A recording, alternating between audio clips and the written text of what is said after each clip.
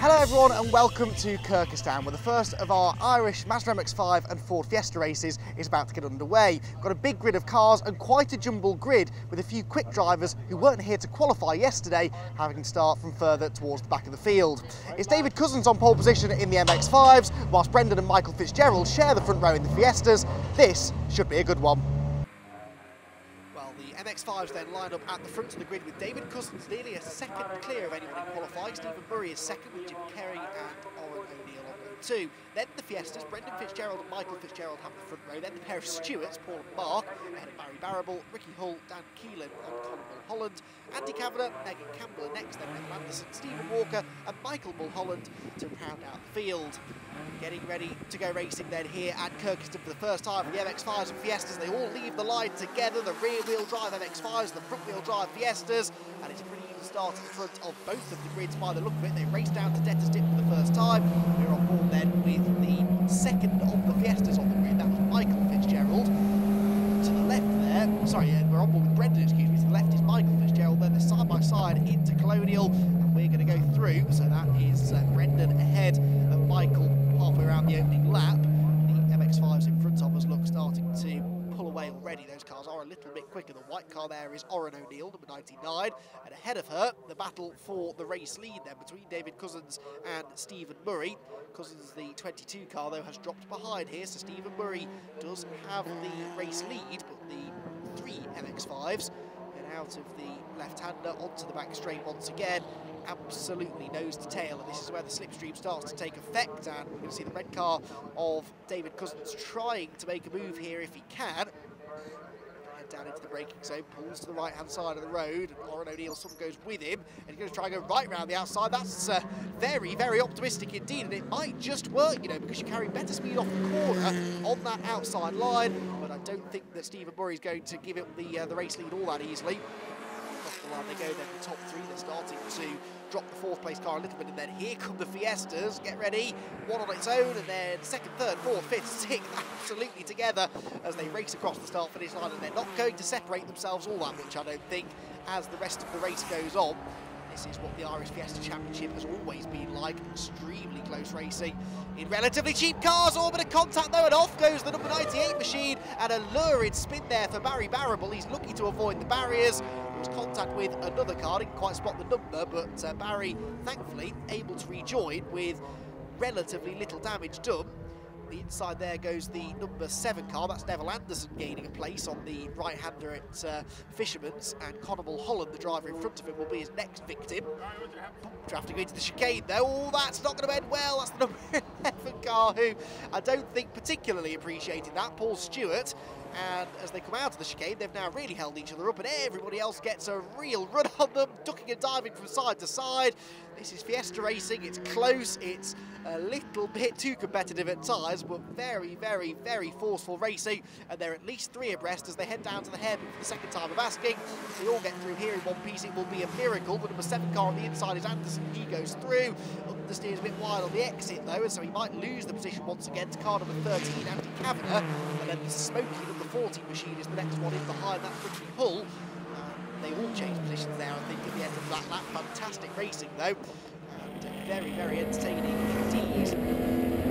Down towards the braking zone we go, and that is a change for the race lead. On the inside has got David Cousins. He's reclaimed the advantage then. David, who started in the pole position, now back ahead of Stephen Murray. We're on board there, moving to Fisherman's. So now Stephen has the snare at the rear tail light is going over the 22 car. Chicane, and we started to break the toe already. Back to the Fiestas then, we've got front plates that are hanging loose, we've got lots of very close quarters racing here, but everyone I think is still going. 14 car there from the back of that queue is Ricky Hull. It's the Masters though, and Oren O'Neill has got into second place now. Look at the expense of Stephen Murray. Stephen's trying to fight back though as we go across the start finish line. On the left, Murray trying to momentum past the outside line of Debtors Dip to do though. This is a great move to make into the left-hander, and we're turning in, which means we make the move stick. So Stephen Murray retaliates, gets back into second just as soon as he lost it. Fiestas, meanwhile, head out of the hairpin side by side, of course they are.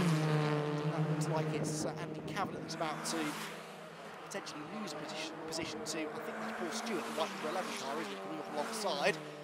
Paul has sort of elbowed his way through that group and is now nearly at the front of it. It's not actually the battle for the race lead though, that's for third place I believe in the Fiesta category. They're 3 abreast again going down into Colonial. This is unlikely to end well. The number 7 car is Neville Anderson trying to go around the outside and actually ends up losing a position to Michael Fitzgerald, who dives up the inside of him. Michael Fitzgerald, who started on the front row, so somewhere along the line he's been bugged rather and has ended up falling to the back of the queue.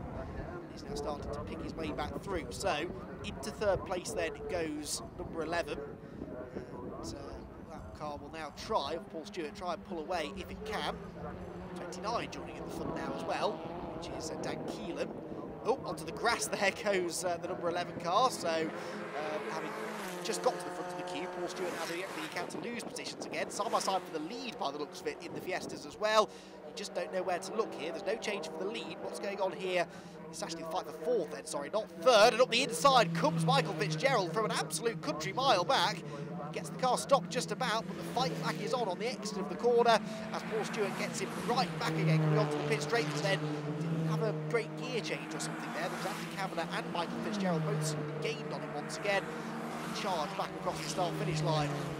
Towards Debtors Tip they go.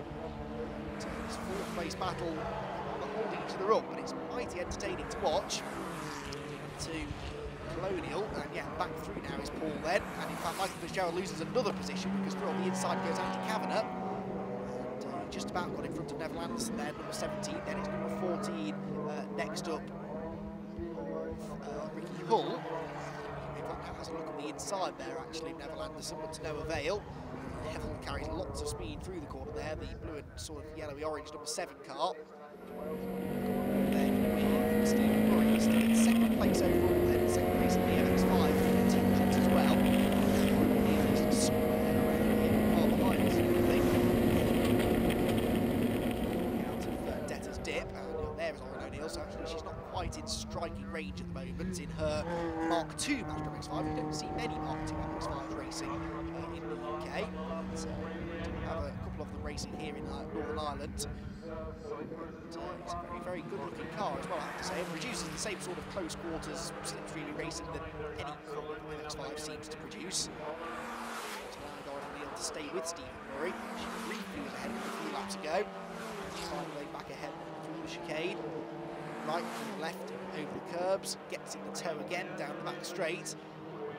To try and attack into the hairpin. Now, will Stephen Murray feel the need to move over to defend? He's thinking about it. Doesn't want to move right over unless he has to, though, because that will really slow him down into the hairpin. I don't think he's close enough to get to the inside, though. No, the inside line, so Murray hangs on to second place. David Cousins is a second or so in front of them, but not massively ahead. Oh, and Oren O'Neill comes through all of a sudden with a better exit from the hairpin there. Oren O'Neill has moved through into second position, so she's ahead of Stephen Murray once more. Now try and set off after the leader, David Cousins, who, as I was beginning to make the point, isn't that far ahead of them anyway. This is Brendan Fitzgerald then dicing away for the class lead in the Fiestas. That looks as though it's Mark Stewart in the second position. Have now detached themselves somewhat from the rest of the Fiesta brigade.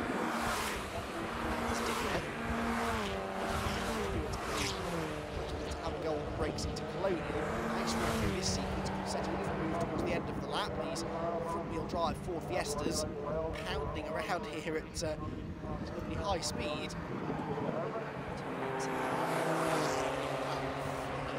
Excuse me, and it's Fitzgerald that has the lead still, but Stewart asking all the right questions of him here. Less than a car length behind. Now, this is the key corner, really. Get a good exit from the chicane. The slipstream is yours down the back straight. It is a good exit there from the second place car of Mark Stewart.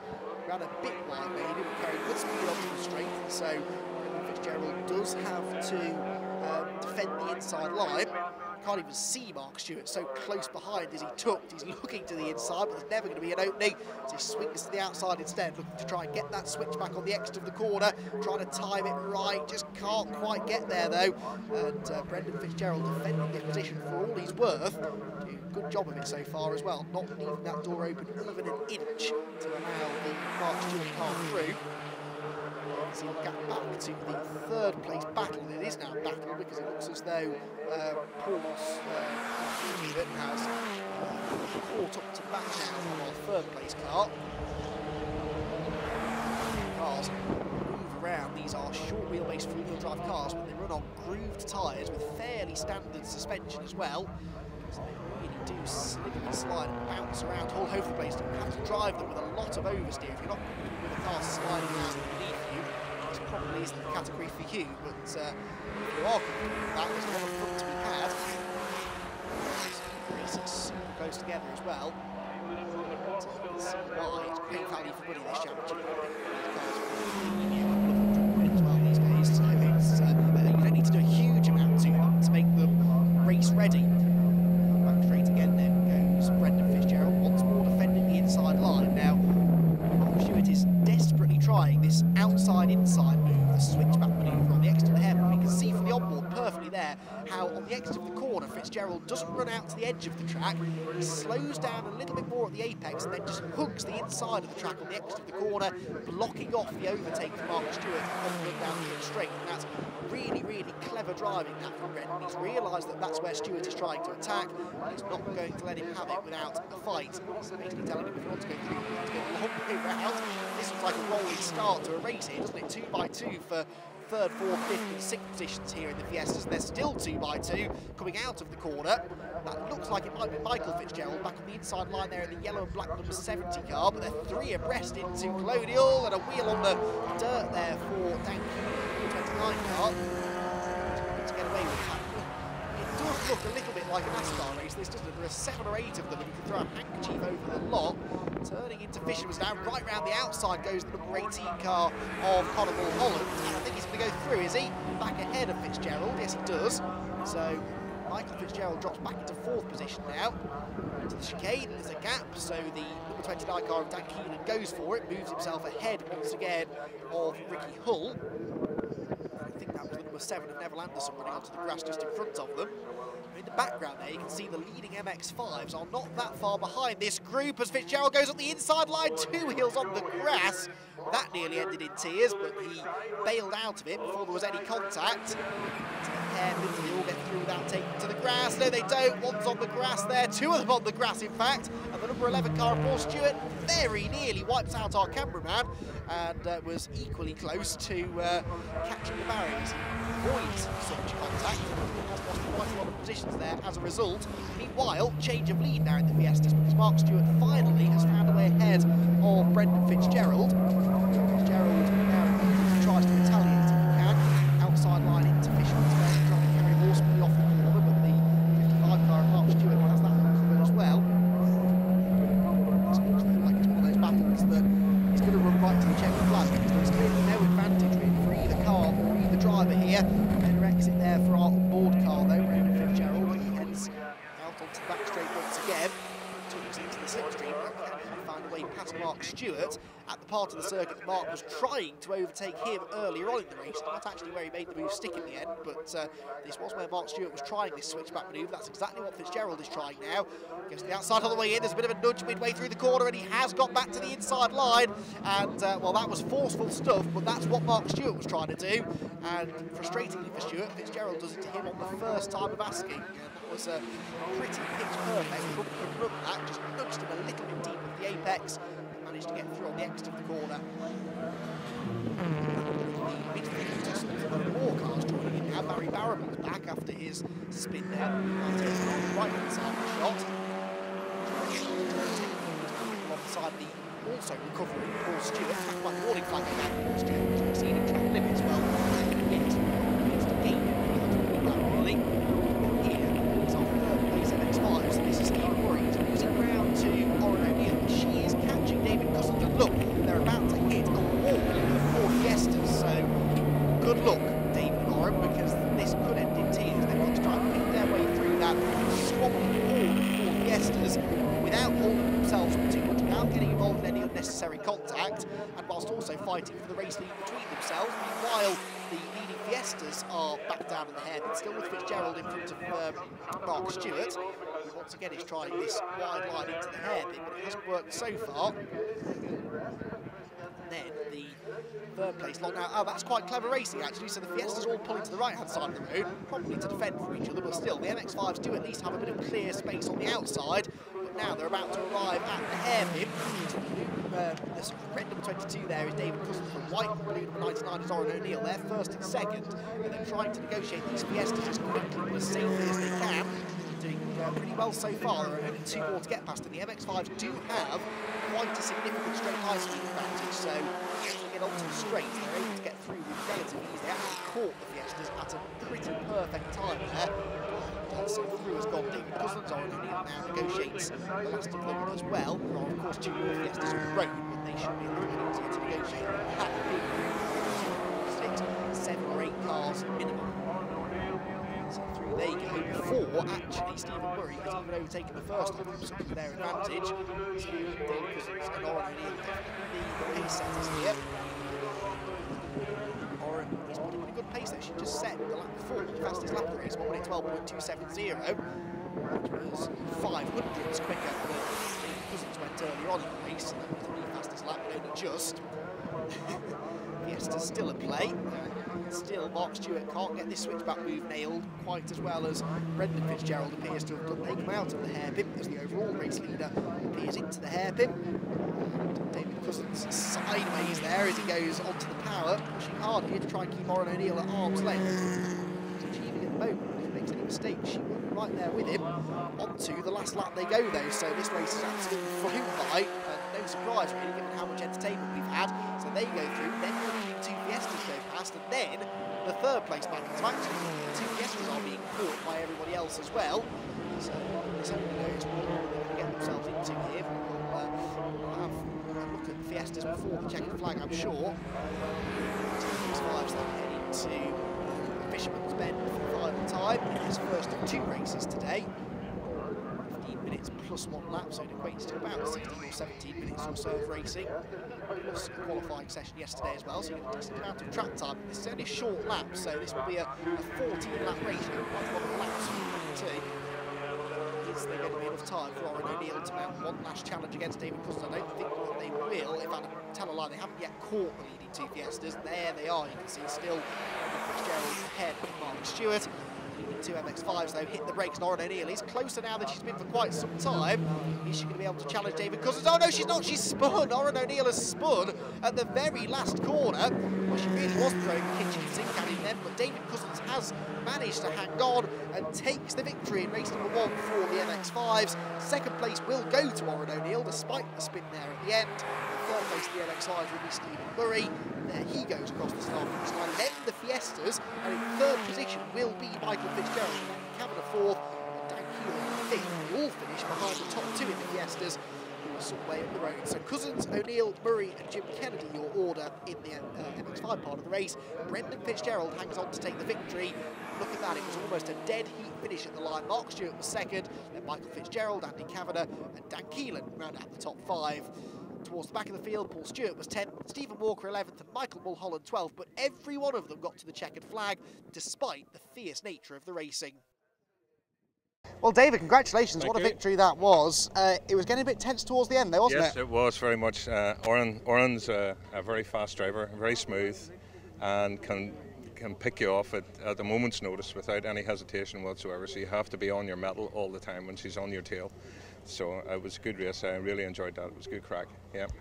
Dealing with the traffic looked like it got fairly entertaining, but actually you were saying just now that sort of helped you towards the end. It sort of helped me because I was able to get a Fiesta between me and Oren, which allowed me a little bit of time to get away, and once I got my break I was going to keep it, you know. So, and she in fairness to Oren, she was catching me on the back straight, but she went into a wee bit of a spin there at the hairpin, but she was able to catch it all right. But it was good. It was a good race. I really enjoyed it. Yeah, it was good crack. Same again in race 2, hopefully. Yeah, well, don't want to make any predictions, but yeah, that was good crack. Thank you very much. Oren, congratulations. 2nd place, nearly the win. You were within touching distance at the end there. It was.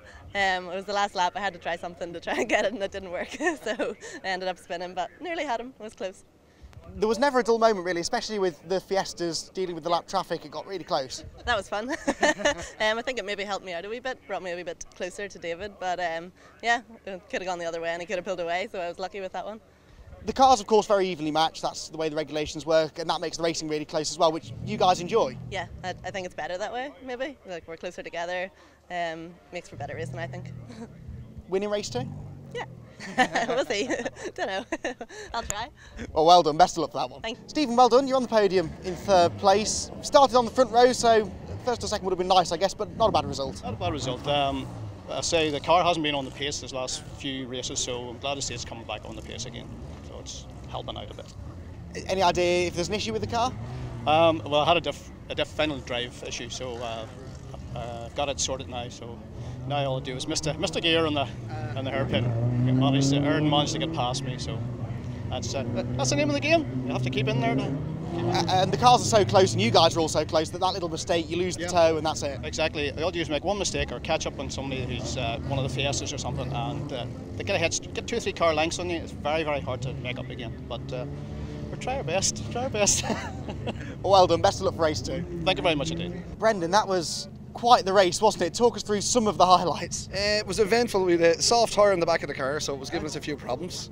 We were lucky to hold on. We had a great battle, myself and Stuart. Great crack. Looking forward to the next race now, and we'll give it the same again, all going well, and hopefully have the podium again. It's so good to see the enthusiasm for you guys. You know, there was a little bit of a love tap here and there, but just great racing, and that's what you want. Yeah, it was nice and clean. There was no malicious damage or anything like that, so it was good, clean racing. Very enjoyable. You could race like that all day long. Brilliant. I say, really, really enjoyed it. Car was on form. As they say, a few little issues to sort out. We'll be better for the next one. It seems like around here the hairpin is the place you need to be able to defend well there, don't you? Yes, if you leave it open here on the bottom, everyone will drive by you. So you have to close the door. It's tactics, basically, tactics. You're not on the racing line there, it's different again. You know. But no, I know how to defend, so it worked well. But he got by on one part there anyway, but it was good. It was good. Well, great victory, and best of luck for race 2. Listen, thank you very much, and we'll give you the same again for the next one. Well, 2nd place, I mean, it could so easily have been the race victory. You two were tied together the entire race, weren't you? Yeah, no, it was very close. He had a bit more in the straights, but in the corners I was kind of over him a bit.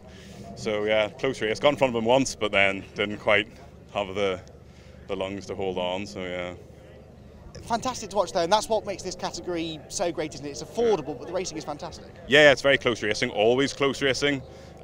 We managed to kind of gap the main field, so I don't know how they got on, but yeah, it's just good fun wherever you are. So you know where he's strong now, so have you got a game plan for race 2 to beat him? Hopefully get in front of him early and keep him behind, because it's very difficult to get round him once he's in front. But hopefully it's the same, clean racing, good fun. I'm looking forward to the next race. Sounds easy. Hopefully. Best of luck, well done. Okay, cheers, thank you.